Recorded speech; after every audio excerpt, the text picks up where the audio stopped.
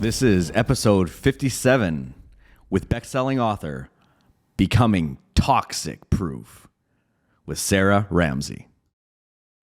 Can you remember a time you failed? A time you were so close to your goal but it all came crashing down? We've all been there. But why does this happen? Why do we sometimes fail when we attempt to scale? Here's the secret. In order to grow your business and expand your mind, you need a controlled environment, like a plant growing in a greenhouse. It's my mission to help experts and entrepreneurs grow rapidly by leveraging outside resources and unlocking universal wisdom.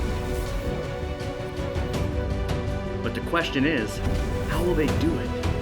Join me on this epic journey as we monetize our passions, scale our businesses, and master eternal abundance. My name is Civitarese, and this is the Growth Podcast.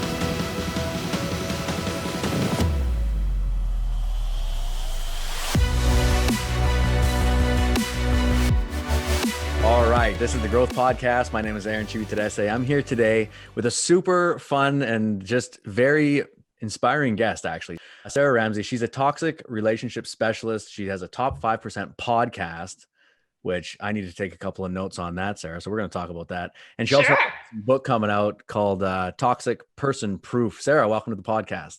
Hi, Aaron. Thank you for having me. I'm excited. Yeah, absolutely. I'm excited too. I'm excited too. We can get to know each other in various mentorship programs and things. And I just love what you're doing. That's why I was really adamant to bring you out here, because I think your message it's very powerful, and I want to share it. So tell us a bit about yourself. I know you have a pretty cool backstory. Give us a little bit of, who is Sarah?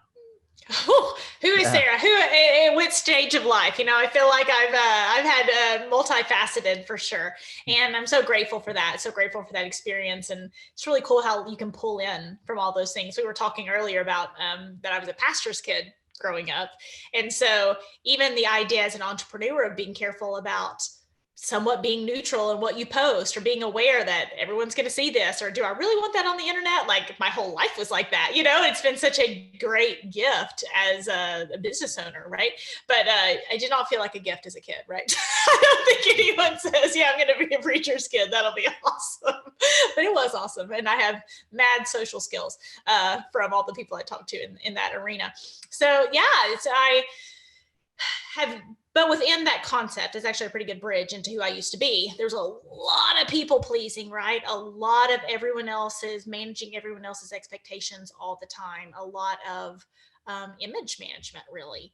And to the point that I thought as long as I was nice, people would be nice back, which sounds ridiculous to saying at this stage of my life, but it made a lot of sense. And for so many people, that message really does resonate, because someone's mean to you, they're ugly to you, they're a bully at work, whatever. And you think, okay, I'll be nicer to them tomorrow, and maybe they'll be nice back. And I'll never forget my grandmother. We were sitting in the car talking to my son about a bully at school. And he goes, yeah, he's always bullying everybody. And she goes, he's probably lonely and he probably needs a friend. Maybe you should be nicer to him. And I was like, that's where it all started. Someone treats you badly and you need to change your behavior and work harder at the relationship to try to make them better. And so now that's the message I bring to the world, and helping people get clarity on that, get conversation around that, get confidence around that, and help them become toxic person proof. So just so I'm clear. Yeah. The bully is toxic. And what's the remedy? Can you say it in a different way? The remedy for bullies. Whoa. Okay. That's a big conversation. So if you've researched online or anything, there's this whole conversation around narcissism and personality disorders, and they're narcissist and they're narcissist and they're narcissist. And in some ways it's good, because it's kind of putting a framework around bullies or negative behavior. And in some ways it's bad, because first of all, we're diagnosing all these people, and we're really missing the conversation, which is about power dynamics and manipulation. How can I use your kindness against you? How can I use what's important for you to flip on you to get you to do what I want? That's a much better conversation than trying to diagnose someone's personality disorder.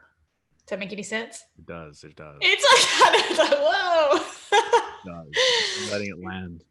I'm letting it land. It makes a lot of sense, actually. Mm-hmm. So if you are changing your behavior Mm-hmm. or you're trying to please them more, essentially what you're doing, correct me if I'm wrong, is giving them more energy and ammunition. Yes. And more power. More power. You're giving the power to them. Mm-hmm. Okay. But we miss it. Like, so I was on vacation at this condo, and there was a coffee maker. And every day I'm drinking my coffee now. It's not really coffee. It's like ground mushroom, mental clarity, blah, blah, blah, blah, blah, called smart coffee. But I'll send you the stuff. But I got the coffee cup and I kept pouring it in the coffee maker, and it was spilling everywhere in the condo. I was making a mess.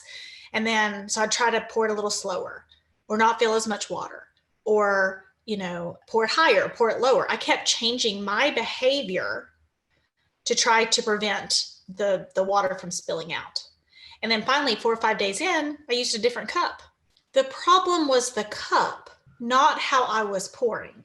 Yeah. And when you're talking about bullies or toxic people, if you're self-reflective and you are into personal growth or spirituality or religion or whatever that is for you, you think, okay, I need to be better, so they act better. But the problem could be the cup. The problem could be their bad behavior, not you trying to be good enough to change their behavior. Powerful. Powerful. Yeah, that makes a lot of sense. It's funny, right? It's like no matter what part of the inner work journey you're going through, whether it's for business, for yourself, for a relationship, for whatever, it always seems to kind of point in this direction. Stop looking outward, look inward. What you focus on expands, don't give your power away, fill up your own cup first. All of these things that we read in these memes and like the motivational tapes, like it's just all so true. And different people say it different ways. But when you get really niched into something that's as potent as toxicity in human behavior, it becomes even more powerful because people are dealing with it constantly, right? So much. I have never told someone what I did and they said, you must be hurting for business. No, absolutely.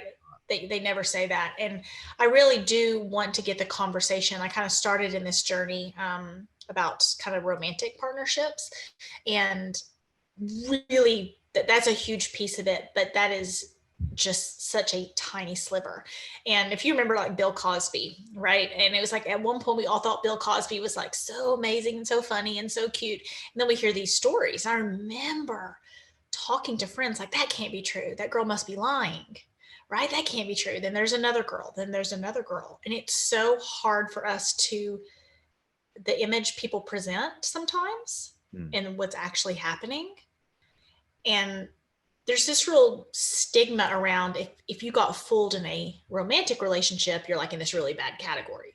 And if you get fooled in business or get fooled in some other places, it's like, it's not that bad.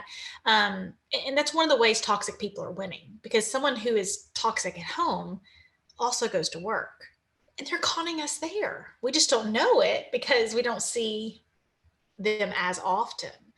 And really that toxic person proof conversation and the book is really about what are the loopholes that toxic people use to fool us. And that's a much bigger conversation than that girl needs to break up with that guy. Yeah. No, absolutely.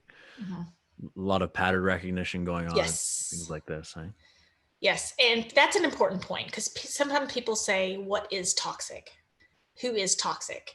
Come on, Sarah, hurt people, that conversation. Yes, that's true. And this is not a conversation about whether or not someone is like a worthy human. This is a conversation about, are you worthy of my time? Are you worthy of my energy? Are you worthy of my resources? Right? And it's not, so I don't want to get into like, I hate to say like good people, bad people. And the conversation is like, oh, a toxic person, what does that mean? It's like, do they have a pattern of always winning and you always losing? Do they have a pattern of constantly blaming you? Do they have a pattern of switching your words around to leave you confused? Do they have a pattern of dishonesty? Do they have a pattern of anger?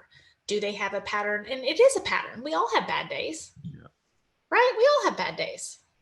But if there's a consistent pattern, that's not a bad day. That's who they are. Absolutely. And there's a huge difference. It's like, what's a good dog, bad dog? A good dog may bite you once. A bad dog bites you every day.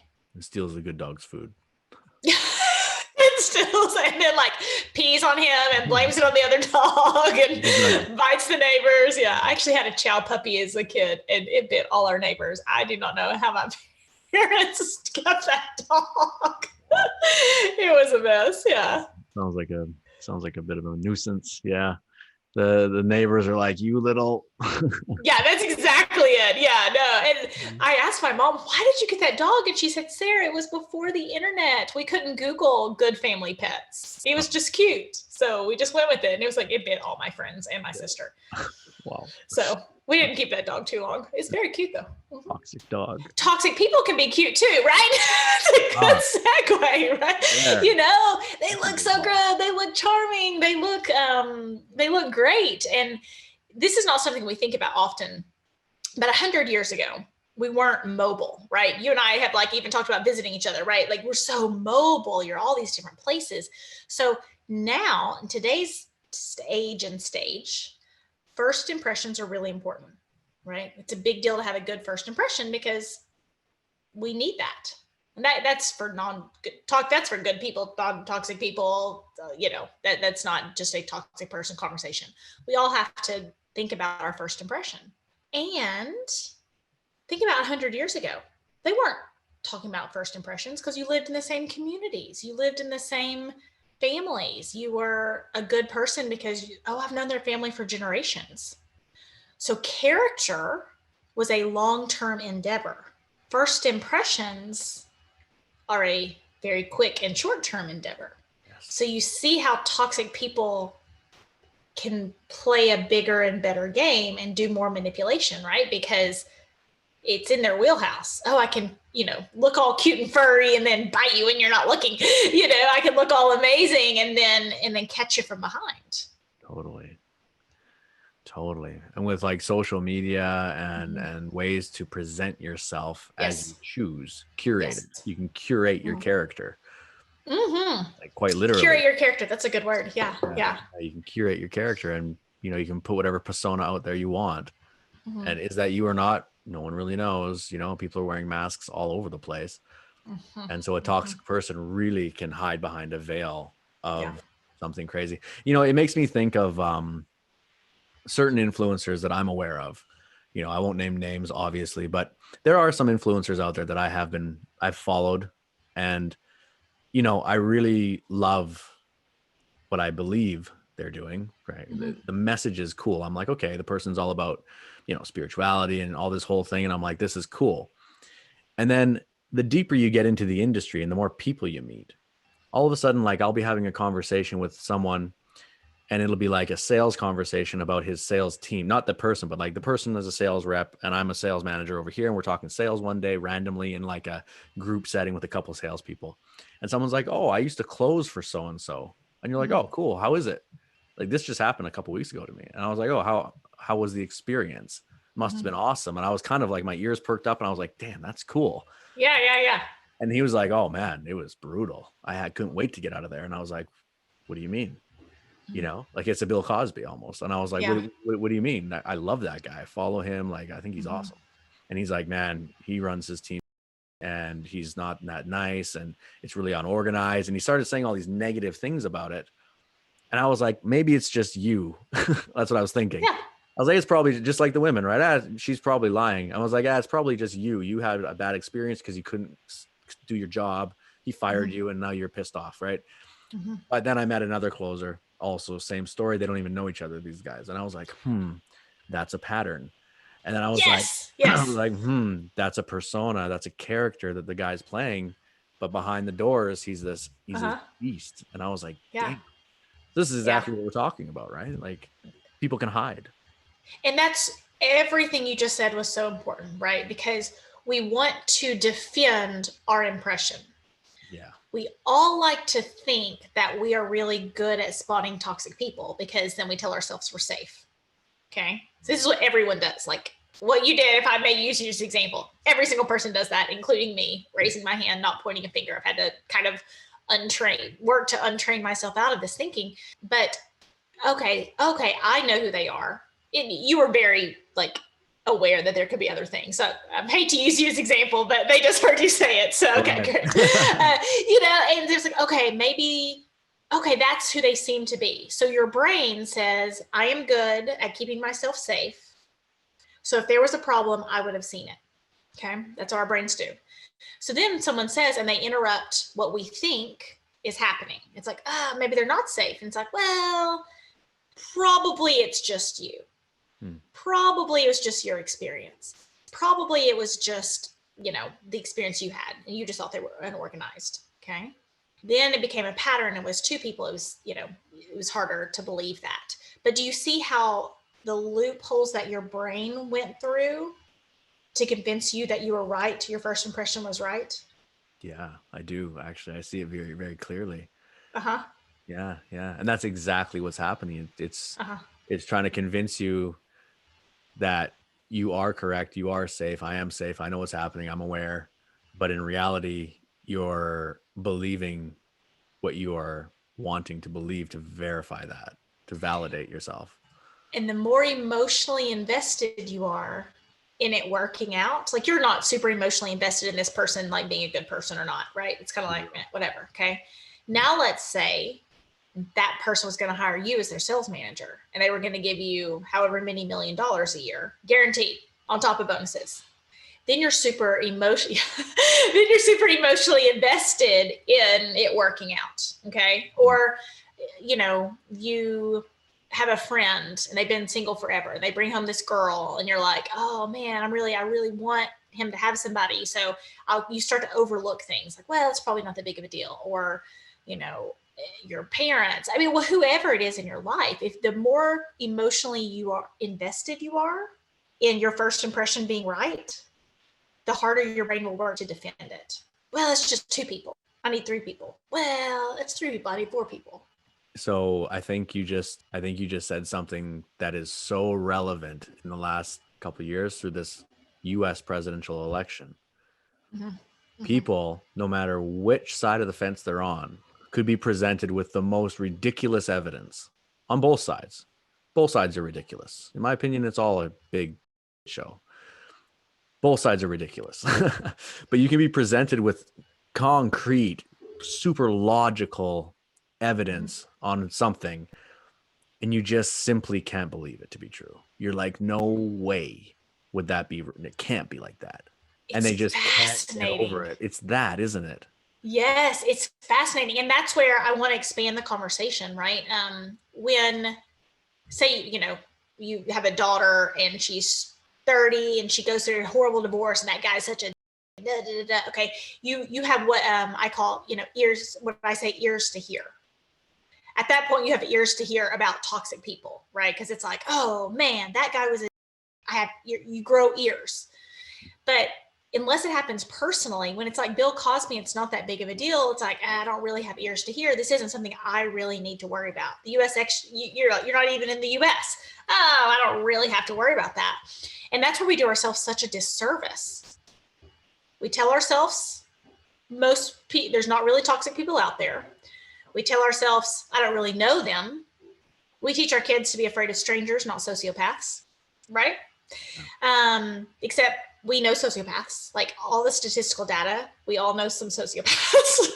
We just do, and narcissist and borderline personality and all that kind of stuff.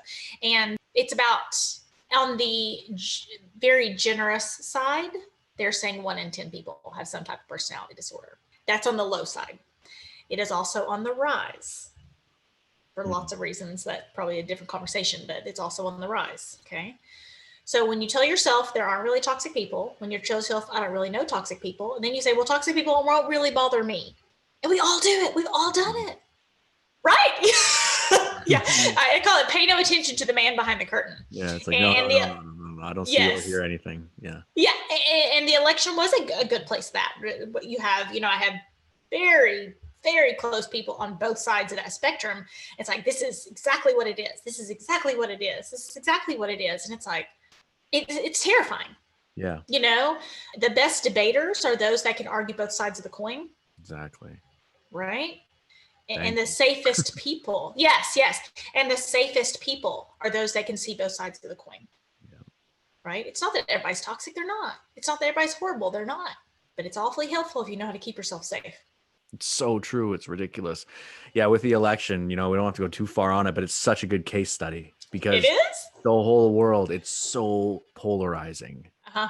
Like it's like it sparks and people just go. Yes. And I personally have opinions on everything. I'm very opinionated in certain ways, but I really pride myself on trying to see it from an eagle's perspective and try to get as much information on all sides and just sort of like whittle it down to the happy medium because I know they're both lying. I just feel that way. One thing that I do that my friends actually, a couple of my friends said I was really like, that it wasn't a smart thing to do. And I was like, well, I don't care what you think, I'm doing it. But this is what I actually did during the election. I picked a couple of my friends who are just hardcore into politics, just on it. But I know that they're very researched people. They're not just lunatic emotional. They're very researched. They're smart, they're educated, they have good jobs, and they're just like, they're on it. Both sides. So I picked a couple on both sides. I set them to follow first during like the most potent time of the election, like during November. And I would see my feed and it would be like that post. And then right below it would be the other guy's post. And it was about basically the same thing. They were just saying it the opposite way. Yeah. Which was totally fascinating. I was like, you're both saying the same thing.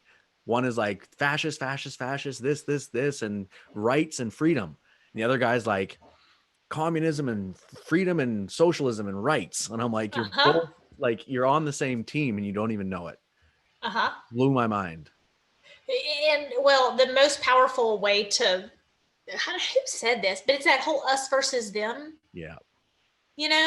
And I know you lead a growth podcast and you and I know each other both well enough to like a bit of growth junkies. And I'm happy to, if I had an addiction, it would be personal growth. And I'm happy to say that. And most people don't use critical thinking, like to critically think about their own lives. They just kind of go along, whatever, wait it out, hope it gets better, and there's no, I know you and I align a lot on that, being active in your own life. I think you did a Facebook post today and I was like, yeah, I'm going to copy and paste that. Right. And it was just that like, you have to be the own problem solver of your own life. I think you said there's no one coming to save you. Yeah. And even within the concept of toxic relationships and toxic people encounters, I have people say like, this meme, like, I'm just trusting the universe will bring whoever it needs to in my path and keep the bad people away. I'm not going to attract toxic people anymore. It's like, yeah, except for it's at least 1 in 10, maybe 1 in 5. Yeah. They're there. They exist, right? And they're looking for people who are self-reflective, kind, willing to work on themselves, because those people are more willing to take blame than other people. Absolutely. Empaths. Absolutely. Yes. Yeah. People are like, I wish they'd just ship off to an island somewhere, or, how do I find a nice guy? And it's like, okay, super secret. There's like a whole government data thing on like who all the bad guys are. All the good guys go to Starbucks in New York City every Thursday at 10. If you just go there, it's like you can find it. And I'm just like, what? Like, take responsibility for yourself, right? Like, it doesn't work that way. And sometimes we have to really watch, because we want someone else to do the grown-up work for us. There you go. And thinking everybody is nice is a very immature way of thinking. Thinking everyone's horrible is also immature, right? That's not true either. No. But doing the grown-up work of your own life to say, okay, I can critically think about my own life. I can critically think, ooh, I'm really emotionally invested. Am I missing something? Because I'm most emotionally invested. When I married my husband, I actually went through to all my friends. So we did it together a couple of years. I went to all my friends. I said, what do I complain about? When I complain about him, what do I say? Is there anything that I'm missing that bothers me that I should, pick up on? And that is a brave thing. And I was determined in integrity to myself to say, if they all, because I'd ask them at different times, but if they all come back and say, this bothers you and this bothers you, and they're all saying kind of the same thing, and there's a pattern, right? And there wasn't anything. He's great. There wasn't anything. They were like, oh no, it's good. But it's the integrity to myself. And I was very serious to say, I'm going to listen to you. I'm going to have ears to hear. It's an interesting case study to go around to your friends. It is. That reminds me of an exercise I went through at one point when I was getting into consulting, trying to find like your niche and find the thing that your superpower is. Because a lot of times you're blind. And one of the exercises was, reach out to 10 or 20 of your closest friends who are switched on, and switched on to business, because it was a business consulting, and ask them, what can you always count on me for? Oh, okay. And what am I the best in the world at to you? And it's crazy.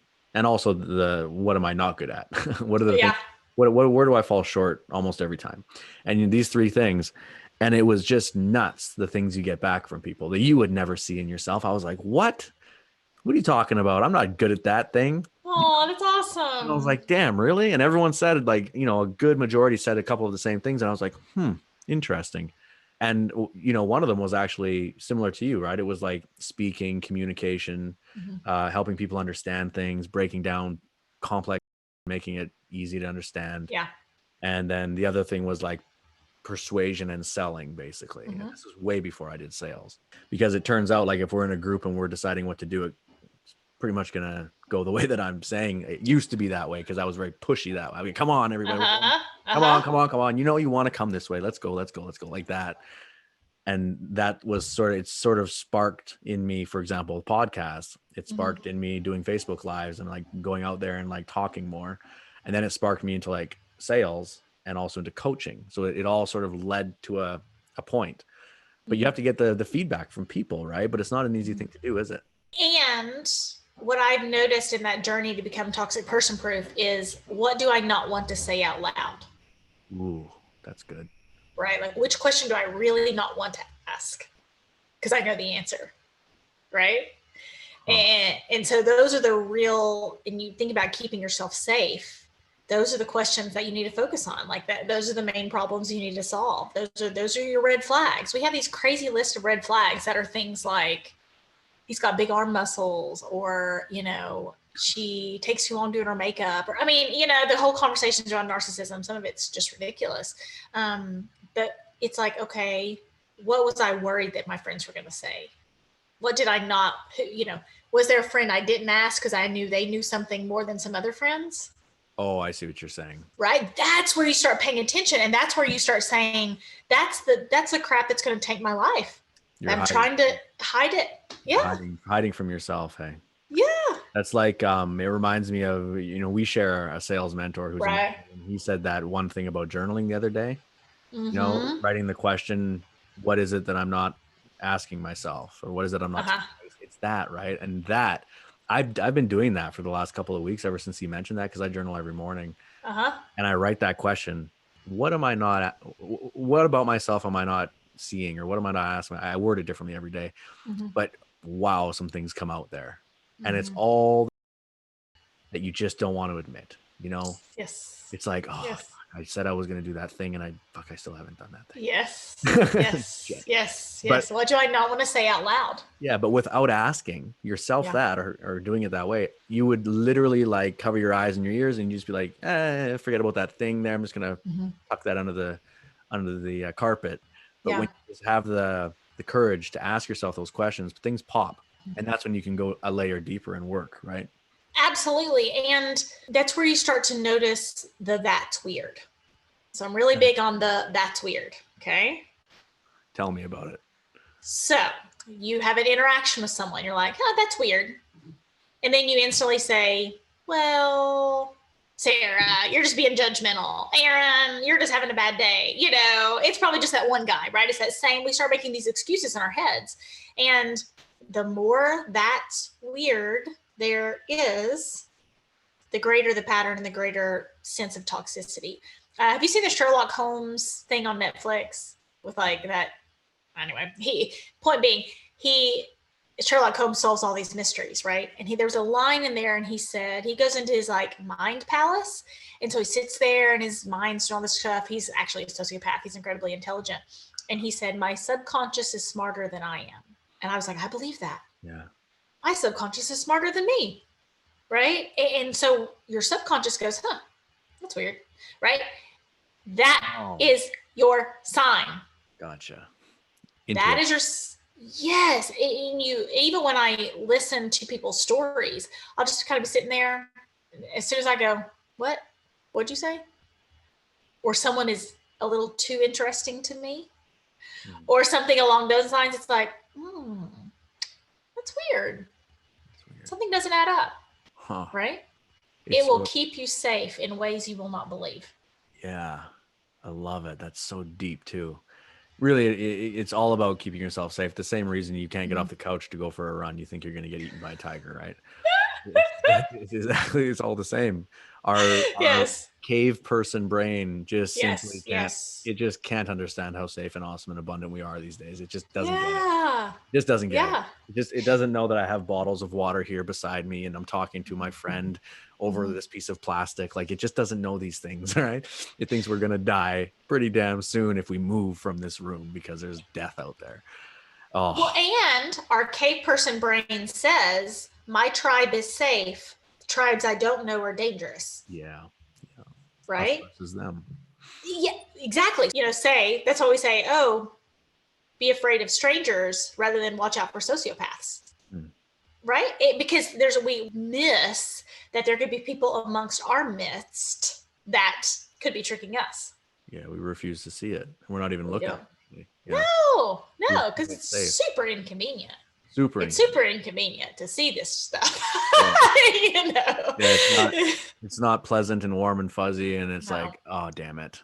I gotta work on this now. I don't want to do that. That's effort. It's effort, yeah. But thinking that's weird for new people, that's pretty accessible. Or like there's a situation and you're like, something feels off about that, or something feels off about that couple, or something feels off about that deal, or whatever it is.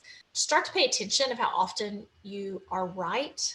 And it starts to build this confidence. I cannot tell you how, and there's actually intuitively this morning, I thought I do not need to do a call at 8:00 tonight, and someone signed up for it. And I'm going to hold myself accountable and say, I'm going to reschedule her call, because I was about to say, I just hardly ever ignore my intuition. I was like, but you didn't cancel that call today for some reason, did you? And I didn't. And I'm going to hold myself accountable in front of you, because I work very, very hard not to ignore that feeling, even when it doesn't make sense. Absolutely.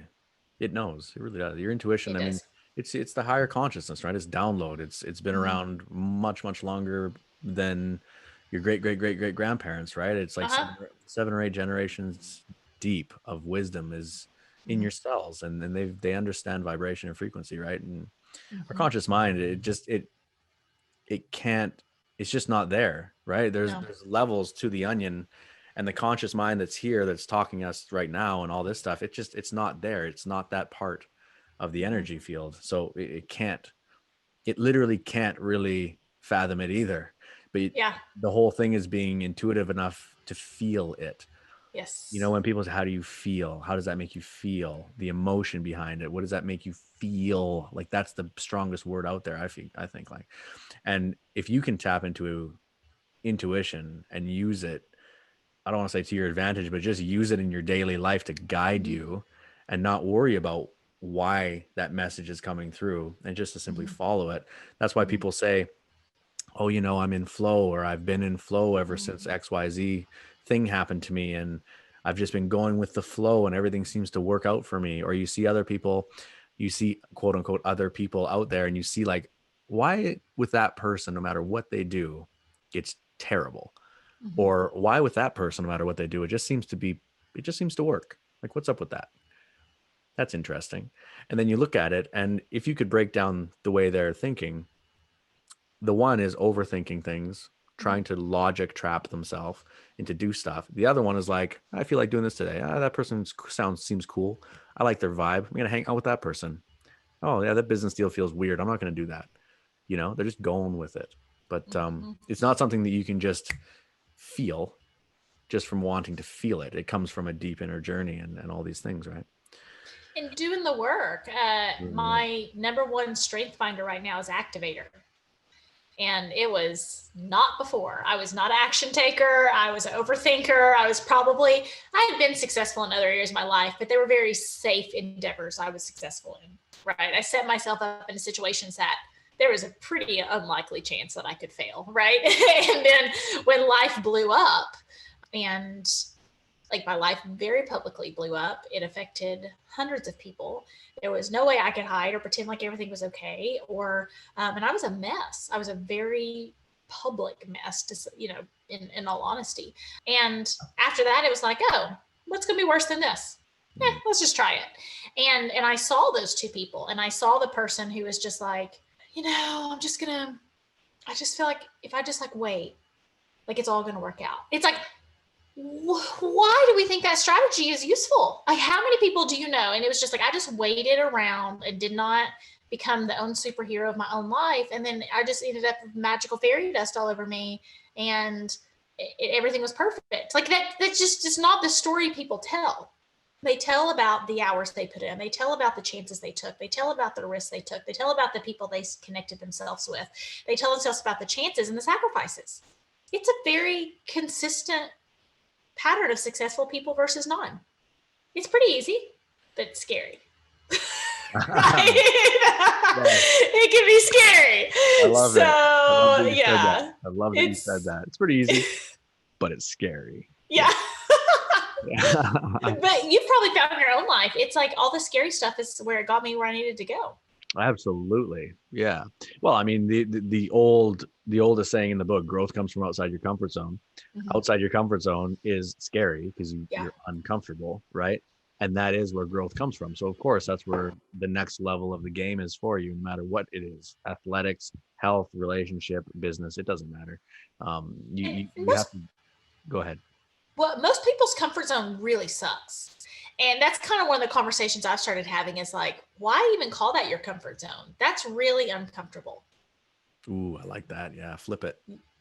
Your comfort zone blows. Like, I don't know, like this, like you don't have any money and you're overweight and your relationships are all failing, or whatever it is in your own life, or you're making tons of money, but your kids hate you, like whatever it is in your life that feels like really taking inventory. And I did high performance coaching with Brendon Burchard, and that was it was like, take inventory. And I just finished my book. I've been doing the podcast that's blowing up. I just take inventory on my own health recently. And it was like, okay, do I write a chapter or do I work out today? I had a deadline. I wrote a chapter. But if I let that go on for years or months, what's the end result of that? Unbalanced. A mess. You know, nobody's health, nobody's creating their best wealth with poor health. And, it's just, we have to take inventory and say, if I was in one of the good ways to do that is if you were a character on a TV show, who would you be? Like, which part would you play? What are the options? Well, I think I would be like new girl, like Zooey Deschanel on like the New Girl show. She's like, hey guys, hey, like that would probably be me. I think that would be a pretty good fit. But I mean, are you the main event? Are you someone else's sidekick? Are you the character that everyone says, why in the world are they not doing something about this? Oh, gotcha. Yeah. Right? So using the character from TV shows to look at yourself and put yourself in those shoes, and then ask yourself, are those the shoes you want to be in? It was a 30,000 foot view that you talked about, right? And stepping outside of your own life and trying to see the truth. And it's like, would you be the TV character everybody loved, or the TV character that everybody like didn't want to invite to family dinner? Or would you be the TV character that was constantly, every episode was a hot mess you were getting yourself in? Or the TV character that was always the brunt of everybody else's jokes and never stood up for themselves? Like, who would you be? Yeah, I love it. Or the hero. Like, and maybe now I'm going to be like Wonder Woman 1984. I was 1 year old in 1984, so that would have been interesting. But Supergirl. Supergirl. Wonder Girl. Yeah, Wonder Girl. Wonder Girl. Yeah. I mean, that's who I want to be, the superhero in my life. Absolutely. Taking inventory is huge, like if you're out there and you're like focusing heavily on one piece of life to get that done. We've both been there, because you literally just said you did that with your book. Yeah.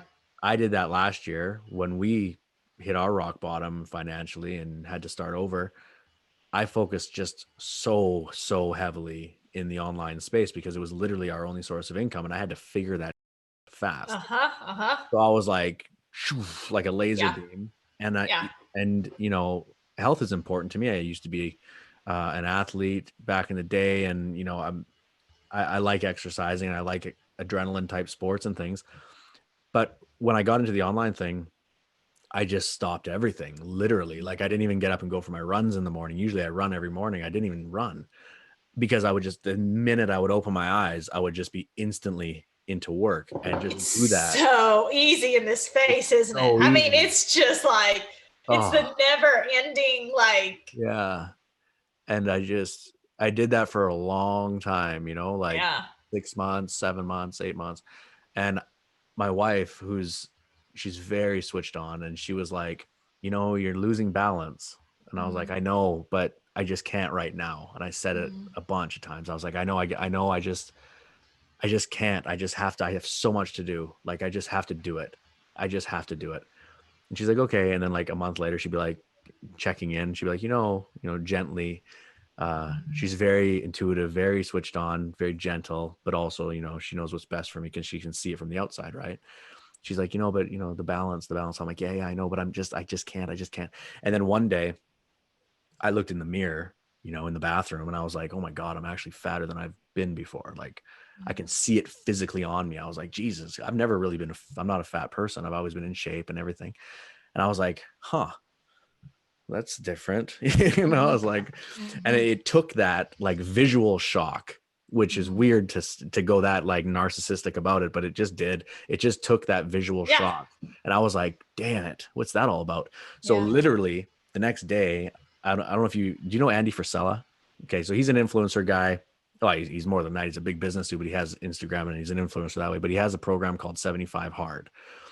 I'm not an affiliate by it. It's for free, but it's 75 days of mental and physical toughness. So he has these challenges each day, and it's 2 workouts a day, 1 outside, a gallon of water, read this, that, cold showers, but back to back for 75 days. It's not easy. It's hard. Like people are like, it sounds like I don't want to do that. No, you don't.